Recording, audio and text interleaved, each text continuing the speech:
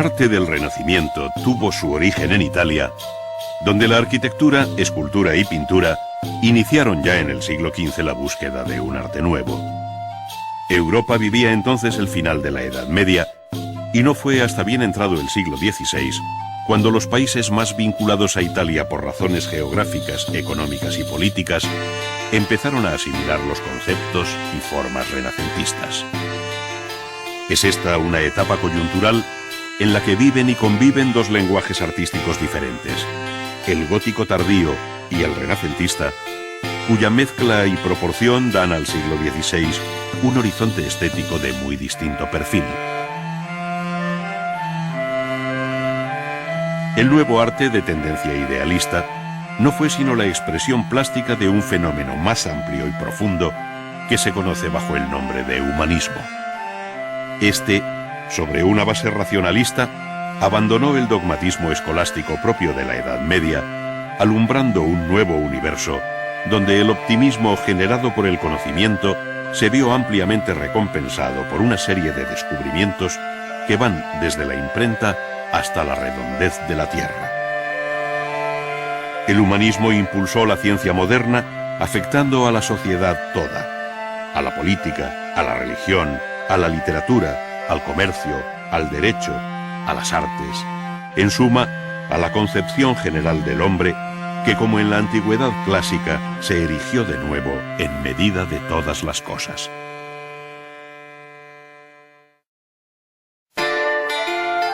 La recepción del arte italiano en Europa fue muy desigual, siendo España y Francia, en este orden, los dos países que hoy pueden ofrecer una mayor vinculación con lo italiano, no solo porque ambos son los más próximos a Italia, sino porque los dos tuvieron allí comunes intereses políticos, desde Nápoles hasta Milán, en bélicas alianzas y desencuentros con el papado. Recuérdese la derrota de Francisco I de Francia en la batalla de Pavía por Carlos I de España y V de Alemania, así como el posterior saqueo de Roma por el emperador en 1527,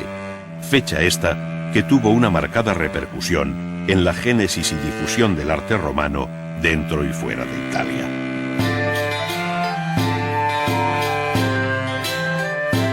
La presencia del arte italiano en Francia fue alentada por el mismo monarca Francisco I, y su interés por vincularlo a la corte quedó patente en la invitación real a Leonardo da Vinci,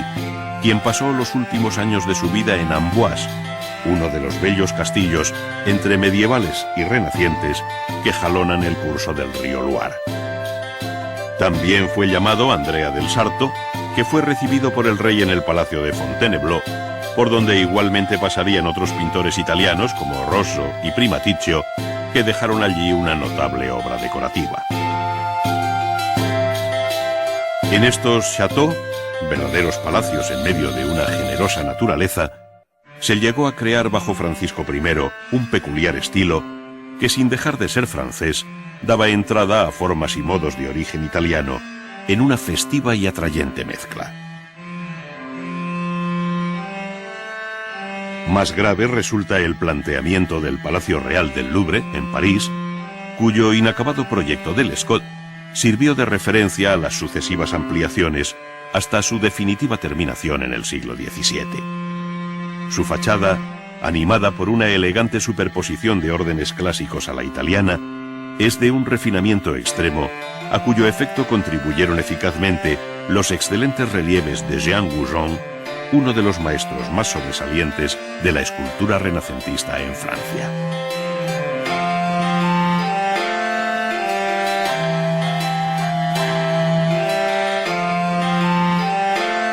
El interés por el desnudo y los modelos clásicos dieron al arte francés de la corte de Francisco I un sello de inconfundible personalidad en el contexto europeo. La estrecha relación política entre España e Italia en el siglo XVI favoreció igualmente la formación de un renacimiento español que conoció a lo largo del siglo formulaciones muy diferentes. Así, en el campo de la arquitectura,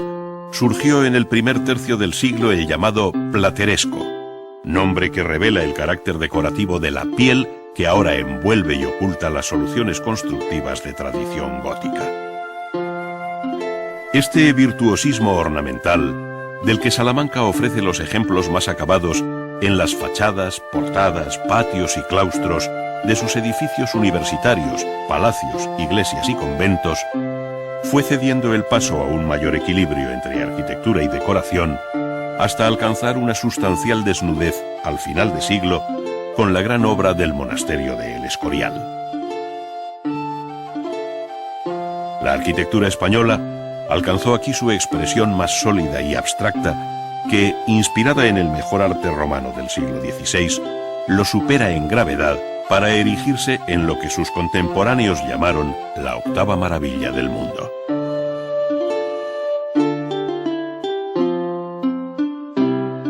Aquella centuria fue especialmente fecunda para la historia y el arte español,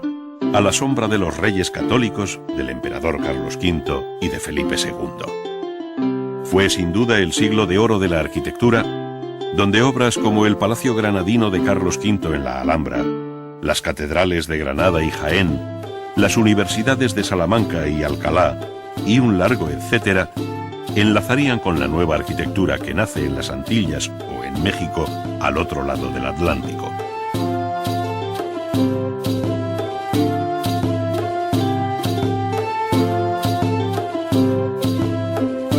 La escultura tuvo igualmente su referente en Italia, desde los mármoles de Fancelli hasta los bronces de los Leoni. Pero lo que mejor refleja el carácter de la escultura española es la talla en madera ricamente policromada, en la que perdura un aliento medieval. Algunos de los más relevantes escultores, como Diego de Siloé y Alonso Berruguete, llegaron a estar en Italia, aportando el primero un equilibrio y belleza formal propia del pleno Renacimiento, mientras que el segundo se hizo eco de todo lo gestual y expresivo que aportó el manierismo. Entre quienes mejor entendieron las posibilidades formales de la madera, se encuentra Juan de Juní, que venido de Francia, contribuyó a hacer de Valladolid la cabeza de la Escuela Castellana de Imaginería.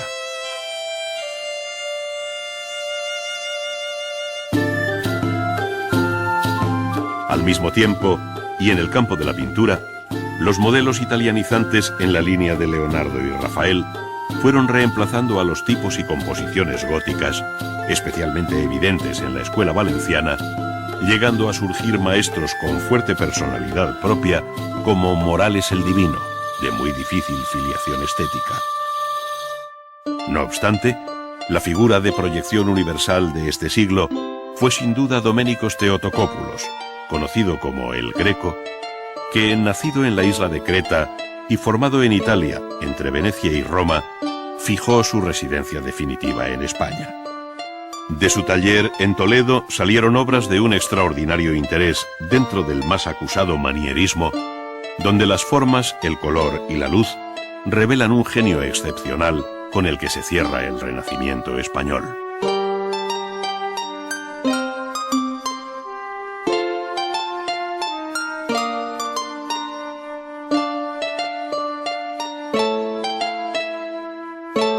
Otros países, como Alemania e Inglaterra, participaron del Renacimiento italiano de muy distinto modo, pues la honda raíz medieval de su arte y el alejamiento geográfico de las fuentes clásicas mediterráneas retrasaron mucho su incorporación a la nueva estética. Sin embargo, hombres como Durero, grabador genial y excelente pintor, sentaron las bases de un renacimiento propio, germánico, donde el realismo expresionista se amalgama con un cierto ideal de belleza de pozo italiano. A estas cuestiones de índole estética deben unirse otras de carácter político y religioso, que explicarían mejor aún el sentido de las pinturas de Grünewald, Holbein o Cranach en tierras donde germinó la semilla protestante.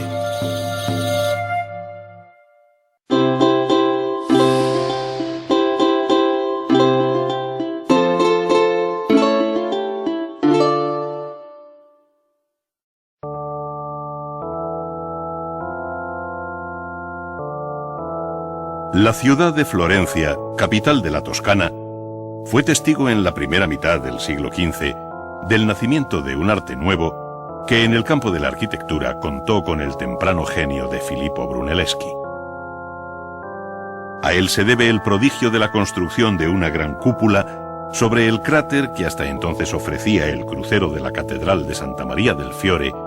y que nadie había sido capaz de cubrir hasta entonces. Brunelleschi, heredero de la gran tradición constructiva medieval, logró aquí una de las imágenes más representativas del Renacimiento, la de la cúpula con linterna. Tras un conocido concurso, e inspirándose en la solución vista en la bóveda del Panteón de Roma, con arcos meridianos y anillos paralelos,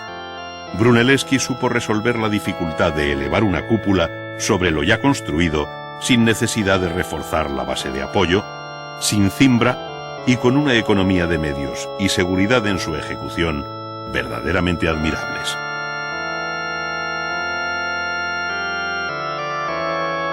La gran luz de su vano, en torno a los 42 metros, quedaría como uno de los límites a los que ha llegado la historia de la construcción. El resultado final fue el de una cúpula de paños con perfil apuntado y construida en piedra y ladrillo, formada por dos hojas de diferente sección, la que se ve desde el interior de la catedral y la que se exterioriza dominante sobre el perfil de la ciudad, espacio envuelto y espacio envolvente.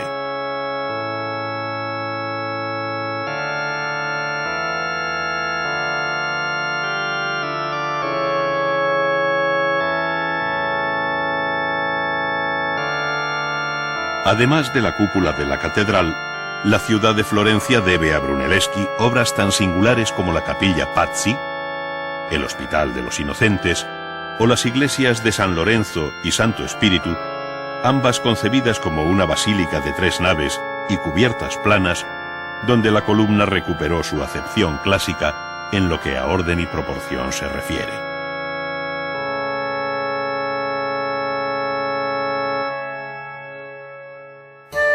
Fue efectivamente la composición la que dio a la arquitectura italiana del siglo XV una renovada imagen sobre la base del estudio de las ruinas romanas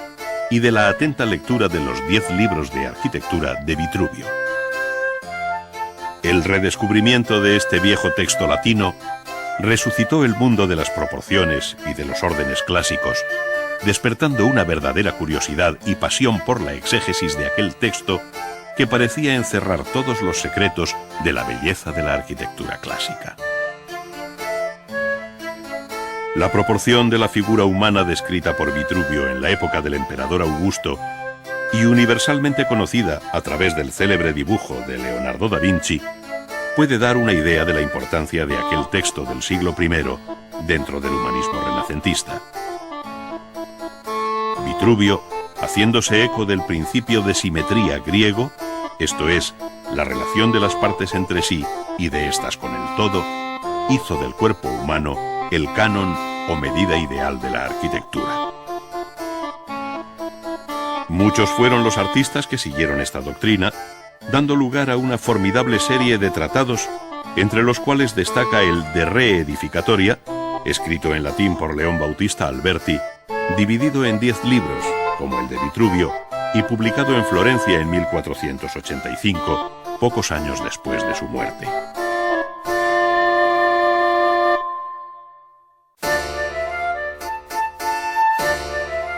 Alberti, uno de los más característicos representantes del humanismo italiano, por su sólida y amplia formación clásica, llevó a la práctica en su obra arquitectónica los modelos de la antigüedad y los principios teóricos de raíz vitruviana. Entre sus edificios destaca la iglesia de San Andrés, en la ciudad de Mantua, la corte de la familia Gonzaga, donde Alberti concibió el templo con un sentido clásico, tanto en su fachada, que convirtió en un arco de triunfo a la romana, como en su interior, de nave única, bajo una imponente bóveda de cañón con casetones que rivaliza con la arquitectura romana por su grandeza y unidad espacial. Se superaba así el esquema basilical de las iglesias de 3 naves, como aún las concibió Brunelleschi, convirtiéndose San Andrés de Mantua en el modelo que repetiría más adelante la arquitectura de la Contrarreforma. Dentro de la arquitectura religiosa del Renacimiento, la figura de Donato Bramante desempeña un papel crucial, tanto como enlace cronológico y conceptual entre los siglos XV y XVI, como por su traslado a Roma, donde hizo, entre otras obras, el templete de San Pietro in Montorio y sobre todo el gran proyecto para la iglesia de San Pedro, por encargo del Papa Julio II. El pequeño templete de San Pietro fue costeado por los reyes católicos y construido en los primeros años del siglo XVI, sobre el lugar en el que la tradición afirma haber sido crucificado San Pedro. Actualmente se encuentra en uno de los patios de la Academia Española en Roma, pero el proyecto inicial contemplaba su inclusión en un patio circular y columnado rodeándolo. Su planta circular, como los viejos templos romanos dedicados a Vesta, el orden dórico, igualmente romano, y la cúpula sobre tambor, hicieron de este edificio un ejemplo perfecto de la organización centralizada a la que aspiró la arquitectura del Renacimiento. El buscado equilibrio y armonía entre planta, alzados y volúmenes lo llevó Bramante a su más alta expresión en el proyecto inicial de San Pedro del Vaticano, que resumidamente puede describirse como un templo de cruz griega inscrita en un cuadrado, con una gran cúpula central y 4 menores de acompañamiento, a todo lo cual se suman 4 esbeltas torres angulares. Este esquema contaba con antecedentes en algunas obras del siglo XV y en ideas de Leonardo, con quien Bramante coincidió en Milán, dejando también una significativa descendencia en el siglo XVI, como pueda ser la iglesia de Santa María de la Consolación en Todi.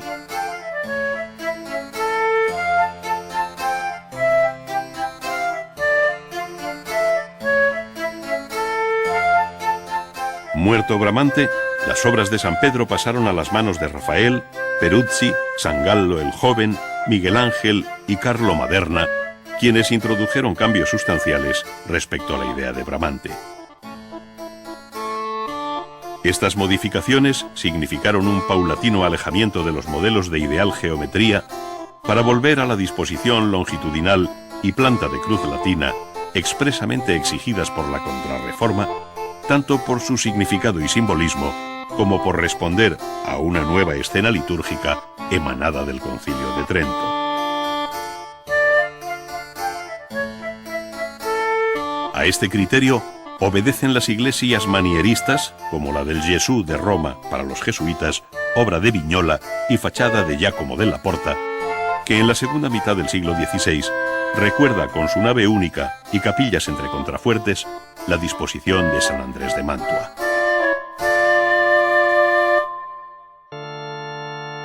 Fuera de Roma, las iglesias manieristas de mayor personalidad son las que Palladio proyectó en Venecia, con 1 o 3 naves de marcado desarrollo longitudinal, donde además del riguroso clasicismo de su estilo, interesa como novedad el tratamiento de la cabecera en la que se sitúa el coro. Así sucede tanto en la iglesia monástica de San Giorgio Maggiore como en el templo votivo del Redentor.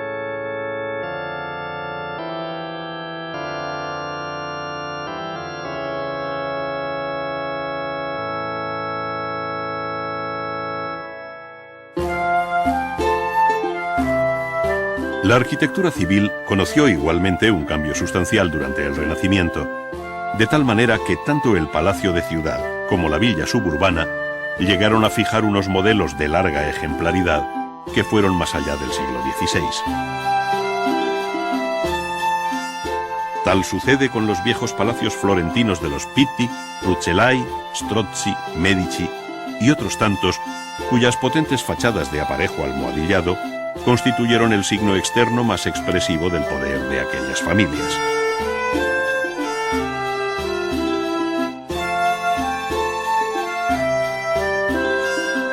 Los palacios de Roma buscaron su propia imagen, que sin duda culminó en el Palacio Farnesio, mandado construir por el cardenal Alejandro Farnesio, futuro Papa Paulo III.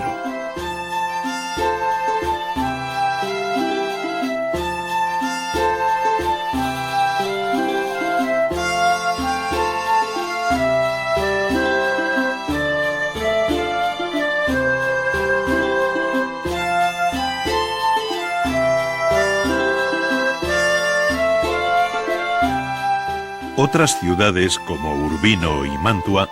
contaron igualmente con magníficos palacios ducales, sin excluir Venecia, que, sobre una concepción muy original, vio surgir sobre el Gran Canal las porosas fachadas de los palacios Vendramín, Corner y Grimani. Las villas suburbanas, acompañadas de amplios jardines, conocieron un espectacular desarrollo en el siglo XVI, ofreciendo Roma varios ejemplos importantes.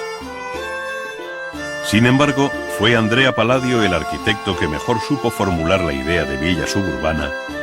dotándola en las tierras del Véneto de todos los elementos del lenguaje clásico romano,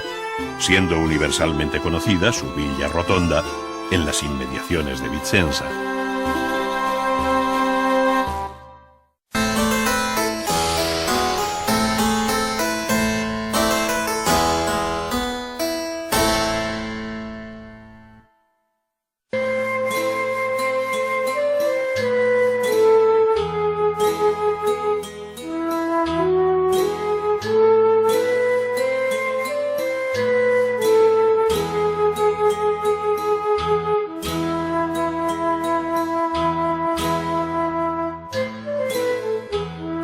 La historia de la escultura moderna comienza también en Florencia, en el ámbito de su catedral,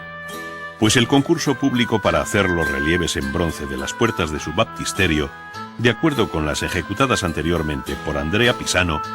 hizo que se presentaran allí los más señalados escultores activos en la primera mitad del siglo XV. Entre ellos estaban Brunelleschi, autor de la cúpula de la catedral, y Ghiberti, quien finalmente obtendría el encargo. La muestra de los relieves que uno y otro hicieron para el concurso, representando el sacrificio de Isaac, dejan ver el distinto modo de concebir la escena, dominando un hondo realismo de tradición medieval en el caso de Brunelleschi, mientras que Ghiberti señalaba el camino del nuevo arte con una visión más amable y elegante de las formas en una dirección idealista. Después de haber trabajado en ellas más de 20 años, Ghiberti recibió un segundo encargo con plena libertad para hacer las puertas que faltaban, aquellas que Miguel Ángel bautizó como las puertas del paraíso, por la belleza de la composición, la elegancia de sus figuras y la profundidad del espacio. Ghiberti dejó aquí una lección viva de las posibilidades del relieve, con un rico estudio de sus planos, partiendo del más sutil bajorrelieve hasta lograr figuras prácticamente exentas en los primeros términos.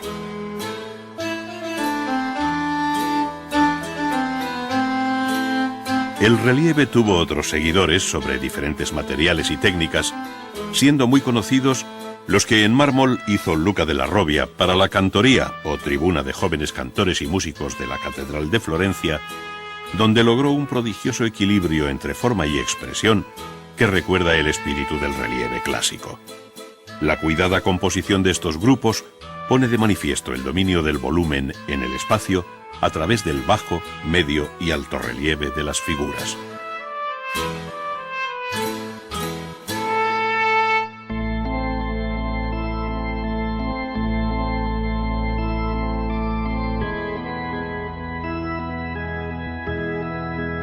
El nombre de la familia della Robbia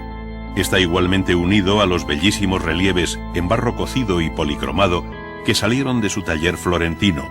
no solo para imágenes de devoción, sino para el ornato de la arquitectura en forma de tondos y frisos.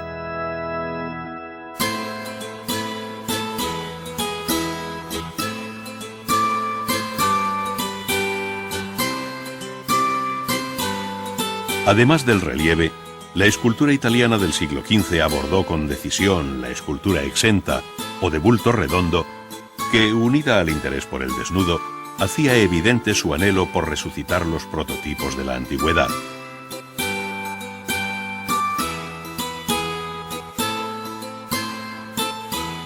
Con este espíritu surgieron las obras de Donatello, como su San Jorge, desafiante, enérgico, concebido como verdadero Miles Christi, o Soldado de Cristo, para la iglesia florentina de Orsan Michele, y que hoy se encuentra en el Museo del Bargello, en compañía de otras obras de este maestro, como el amable y sinuoso bronce del David adolescente.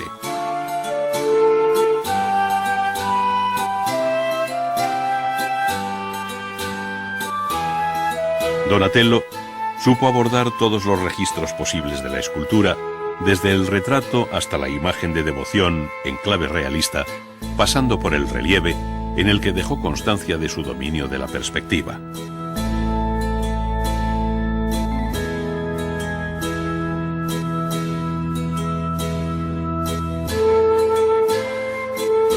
Una de las obras que mejor expresan su condición de gran escultor al modo antiguo es el monumental retrato ecuestre del condottiero Gattamelata. Inspirada en el de Marco Aurelio de Roma, la obra de Donatello se levanta como monumento público en una plaza de Padua, junto a la Basílica de San Antonio, mostrando el dominio de la fundición en bronce hueco. Esta fue la primera obra de porte monumental que se hizo por el sistema de cera perdida desde la antigüedad, siendo imitada en la segunda mitad del siglo XV por otros escultores, como el Verrocchio,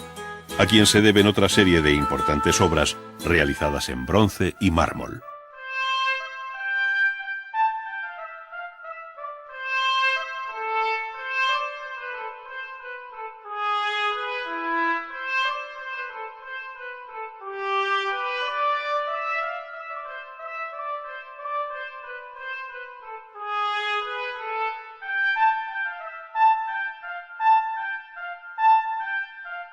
Antes de finalizar el siglo XV,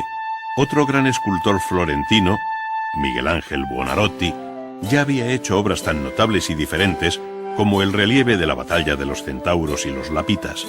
imitando el barroquismo compositivo de los sarcófagos romanos, el Baco ebrio, siguiendo la gran estatuaria clásica, y sobre todo, la universalmente célebre Pietà del Vaticano, una de las obras más bellas que jamás haya salido de las manos de un escultor. Su composición piramidal y el suave modelado del cuerpo desnudo de Cristo sobre los pliegues de las ropas, así como la contenida expresión de rostros y manos, alcanzan un excepcional equilibrio entre emoción religiosa y pagana belleza. El mármol no tuvo secretos para Miguel Ángel, y en los años siguientes, ya dentro del siglo XVI, inició la colosal figura de David, que en 1504 se colocó en la Plaza de la Signoria de Florencia. Se trata de la primera escultura de gran tamaño hecha por Miguel Ángel,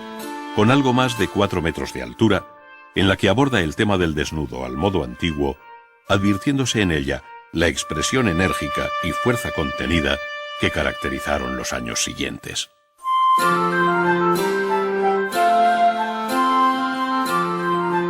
Pocas obras tan significativas en este sentido como las que formaron parte del malogrado proyecto del sepulcro del Papa Julio II,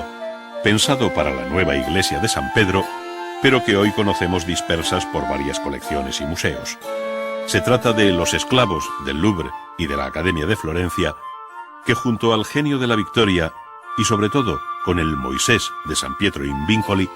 formaban parte de un conjunto de 40 esculturas con las que Miguel Ángel concibió el espectacular sepulcro.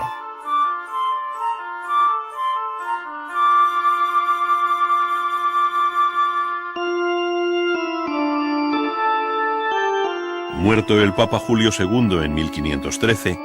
sus descendientes perdieron interés por aquella obra que amargó la vida del escultor por ser especialmente querida por Miguel Ángel. Entretanto, inició otros grupos no menores, como la Sacristía Nueva o Capilla Funeraria de los Médicis en la iglesia florentina de San Lorenzo, donde, además de la arquitectura, labró los cenotafios de Lorenzo el Magnífico y de Juliano de Médicis, aquel entre el crepúsculo y la aurora, y este entre la noche y el día.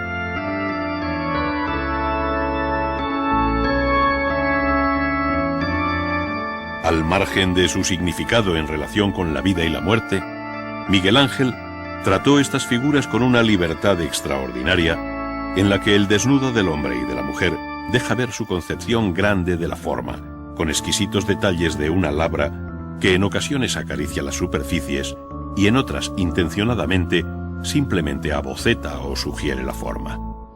Es lo que sucede con el rostro del crepúsculo, donde se hace patente aquella técnica del no acabado, el non finito, que desde sus años jóvenes utilizó con una maestría absoluta.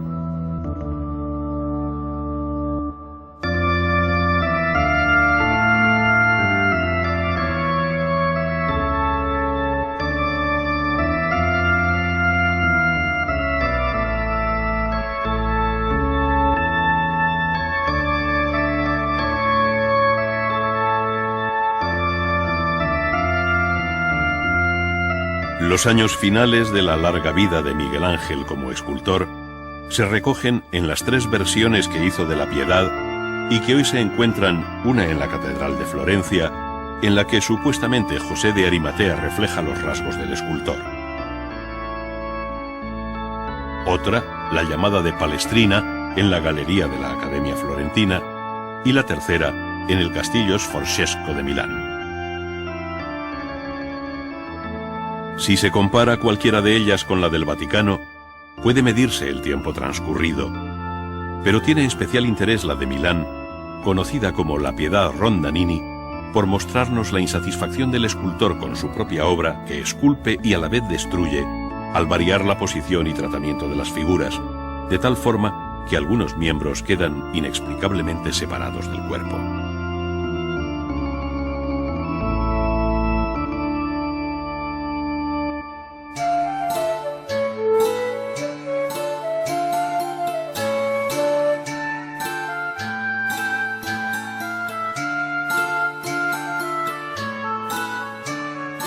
La obra de Miguel Ángel superó el propio Renacimiento para fijar las bases del manierismo, en cuyo ámbito se movieron otros muchos escultores, desde Ammanati hasta Juan de Bologna,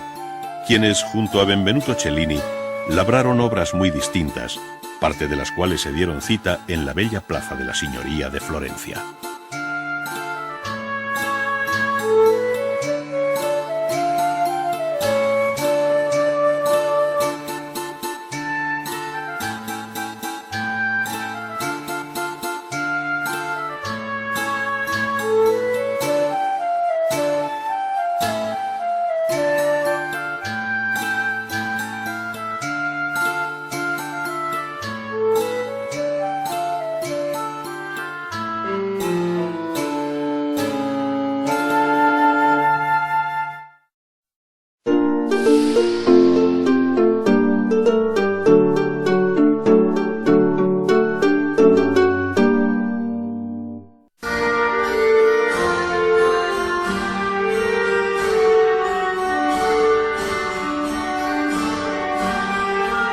La pintura del Renacimiento en Italia ofrece un panorama muy completo a lo largo del espacio y del tiempo, pues durante los siglos XV y XVI fueron muchos los talleres activos que se identificaron a través de sus maestros con determinadas ciudades. Entre estas sobresalieron Florencia, Roma y Venecia, sin olvidar otros centros que igualmente tuvieron un papel relevante como Urbino, Mantua o Perugia.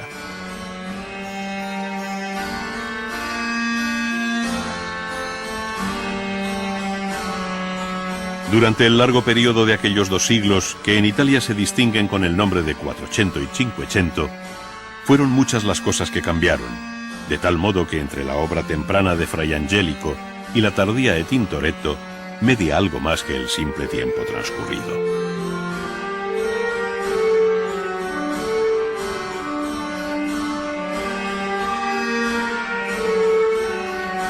Efectivamente, fueron muchas las mudanzas producidas dentro y fuera del ámbito estrictamente pictórico que explican el sorprendente fenómeno de la pintura del Renacimiento italiano, al que cabe considerar como verdadero milagro artístico.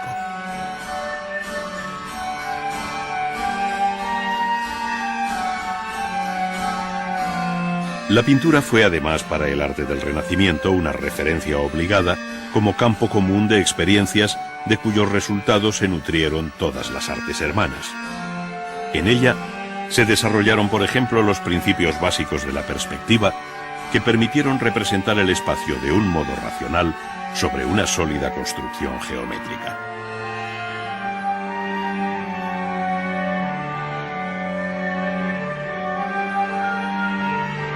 El dominio del espacio significaba no sólo poder representarlo en sus 3 dimensiones como espacio vacío, como cubo abstracto, sino hacer de él el escenario natural donde situar las figuras y objetos en sus diferentes planos. Así, de acuerdo con la experiencia visual cotidiana, las figuras se representaron gradual y proporcionalmente más pequeñas según se alejan del espectador, haciendo de la profundidad del cuadro la nueva dimensión de la pintura moderna.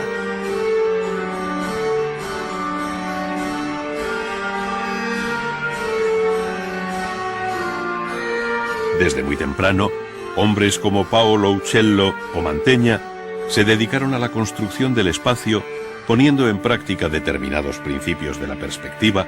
y mostrando las figuras en atrevidos escorzos, primero en reposo y más tarde en movimiento.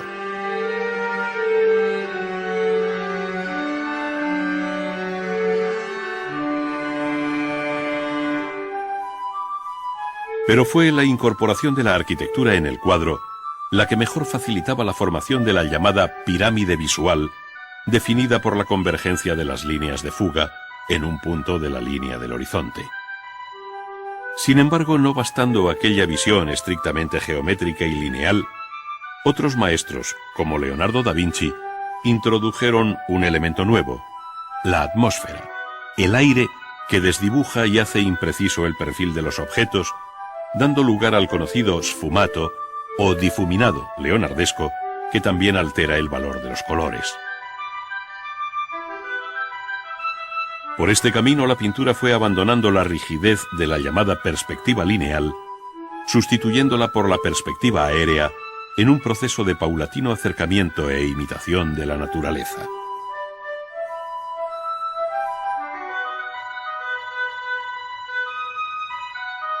El dibujo y el color habían sido históricamente la base de la pintura,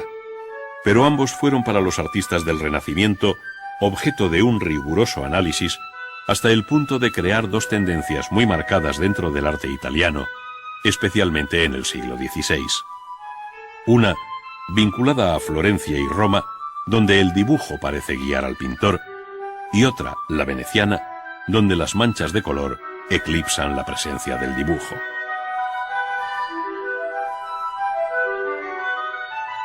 Ello concuerda con la máxima que Tintoretto escribió en las paredes de su taller y que, según cuenta su biógrafo Ridolfi, decía: el dibujo de Miguel Ángel y el colorido de Tiziano. Así resumía lo que ambos maestros significaban al cerrarse el siglo XVI. Si bien Miguel Ángel nunca desatendió el color, ni Tiziano menospreció el dibujo. Todo lo contrario, el mismo Ridolfi ponía en boca de Tiziano las siguientes palabras: lo que hace bellas las figuras no es el brillo del colorido, sino la excelencia del dibujo. En el tránsito del siglo XV al XVI, se observa igualmente un cambio en el modo de entender la composición de la obra pictórica, pues a la sencilla presentación de las figuras en ordenadas series a un lado y otro del tema central, siguió en torno a 1500 el interés por fórmulas de escondida geometría. Es decir, la disposición de las figuras permite reconocer, por ejemplo, estables esquemas triangulares muy característicos del momento en el que el Renacimiento italiano alcanza su máximo equilibrio y serenidad. Esta claridad compositiva hizo crisis muy pronto, de tal manera que en torno a 1527, el año del saqueo de Roma por las tropas del emperador Carlos V, se advierte en la pintura un giro hacia composiciones más libres, inestables y caprichosas que preparan el camino al arte barroco del siglo XVII.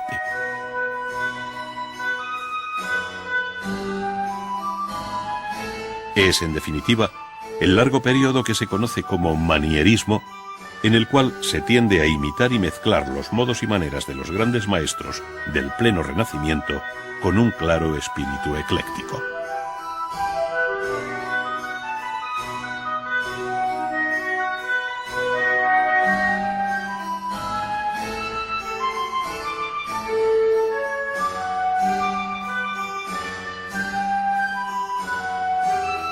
Pero no fue solo mera imitación, sino que aquella pintura manierista alcanzó una gran personalidad en su mayor libertad expresiva cuando, desligándose del canon y modelos de la naturaleza, los recreó dotándolos de alargadas proporciones, alterando su color, buscando escorzos muy forzados o jugando con nocturnos efectos de luz.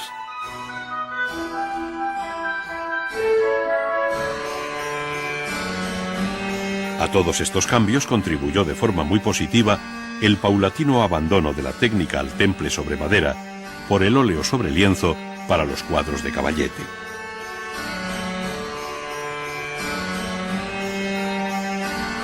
No obstante, el gran arte italiano buscó en los grandes conjuntos de pintura mural su expresión más apurada,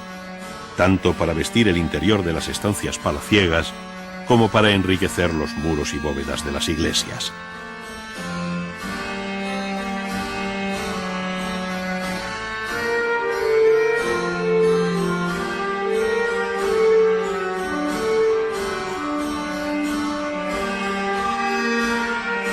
Con aquella técnica al fresco pintó Miguel Ángel la Capilla Sixtina, que ha quedado para siempre como una insuperable lección de pintura, al tiempo que su autor fue considerado como un artista casi sobrehumano y sin duda el más genial de todos los tiempos.